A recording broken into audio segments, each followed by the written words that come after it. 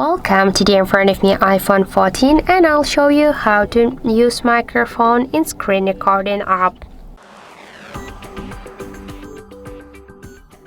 So if you don't know how to comment your screen recordings, you can use the microphone, and if you don't know how to use it while you're recording your screen recordings, so you should first open the control center, and just to add here the screen recording feature, we should first open settings application and then tap here to control center.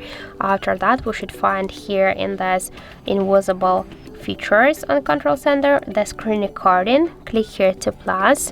Now we can see that we just successfully add the screen recording here, and just to activate the microphone we should first hold for a while this icon, and then we'll see here the microphone icon. We can see that the microphone is turned off.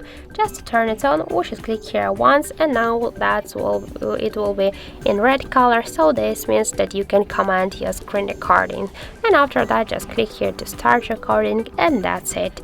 If you want to turn it off, we should just click here on this microphone icon, and that's it. So thank you for watching, and if you find this video helpful, don't forget to leave a like, comment and to subscribe our channel.